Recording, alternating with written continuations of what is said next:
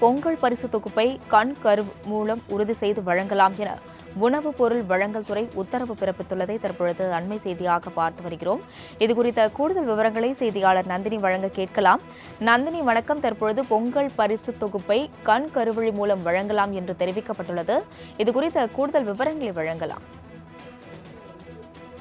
வணக்கம். பொங்கல் பரிசு தொகுப்பை கண் கருவிழி மூலம் வழங்கலாம் என உணவுப் பொருள் வழங்கல் துறை சார்பில் உத்தரவு என்பது பிறப்பிக்கப்பட்டிருக்கிறது. பொங்கல் பரிசு தொகுப்பாக 1 கிலோ பச்சரிசி, சர்க்கரை, முழு கரும்புடன் ரொக்கப்பணமாக 3000 ரூபாய் வழங்கப்படும் என தமிழ்நாடு முதலமைச்சர் அறிவிப்பு வெளியிட்டிருந்தார். அதன்படி கடந்த 8ஆம் தேதி முதல் பொங்கல் பரிசு தொகுப்பு நியாய விலைக் கடைகள் மூலம் வழங்கப்பட்டு வருகிறது. இந்த நிலையில் வயதானவர்கள், முதியவர்களுக்கு கைரேகை சரிவர விழாததால் பொங்கல் பரிசு தொகுப்பு வாங்குவதில் சிக்கல் ஏற்பட்டது. கண் கருவிழி முறையும் பொங்கல் பரிசு தொகுப்பு விநியோகத்திற்காக ரத்து செய்யப்பட்டுள்ளதாக புகார்களும் எழுந்த வண்ணம் இருந்தன. இந்த நிலையில்தான் கண் கருவிழி மூலம் பொங்கல் பரிசு தொகுப்பை விநியோகம் செய்யலாம் என உணவுப் பொருள் வழங்கல் துறை சார்பில் உத்தரவு என்பது பிறப்பிக்கப்பட்டிருக்கிறது.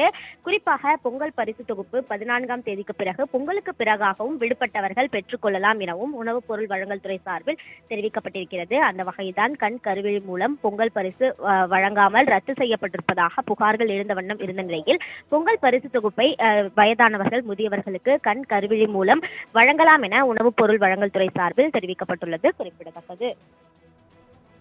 பொங்கல் பரிசு தொகுப்பை கண் கரு மூலம் உறுதி செய்து வழங்கலாம் என உணவுப் பொருள் வழங்கல் துறை உத்தரவு பிறப்பித்துள்ளதை தற்பொழுது அண்மை செய்தியாக பார்த்து வருகிறோம்.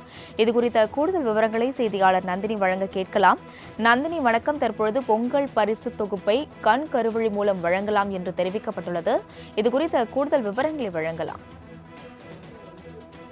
வணக்கம். பொங்கல் பரிசு தொகுப்பை கண் கருவிழி மூலம் வழங்கலாம் என உணவுப் பொருள் வழங்கல் துறை சார்பில் உத்தரவு என்பது பிறப்பிக்கப்பட்டிருக்கிறது. பொங்கல் பரிசு தொகுப்பாக 1 கிலோ பச்சரிசி, சர்க்கரை, முழு கரும்புடன் ரொக்கப்பணமாக 3000 ரூபாய் வழங்கப்படும் என தமிழ்நாடு முதலமைச்சர் அறிவிப்பு வெளியிட்டிருந்தார். அதன்படி கடந்த 8ஆம் தேதி முதல் பொங்கல் பரிசு தொகுப்பு நியாய விலைக் கடைகள் மூலம் வழங்கப்பட்டு வருகிறது. இந்த நிலையில் வயதானவர்கள், முதியவர்களுக்கு கைரேகை சரிவர விழாததால் பொங்கல் பரிசு தொகுப்பு வாங்குவதில் சிக்கல் ஏற்பட்டது. கண் கருவிழி முறையும் பொங்கல் பரிசு தொகுப்பு விநியோகத்திற்காக ரத்து செய்யப்பட்டுள்ளதாக புகார்களும் எழுந்த வண்ணம் இருந்தன.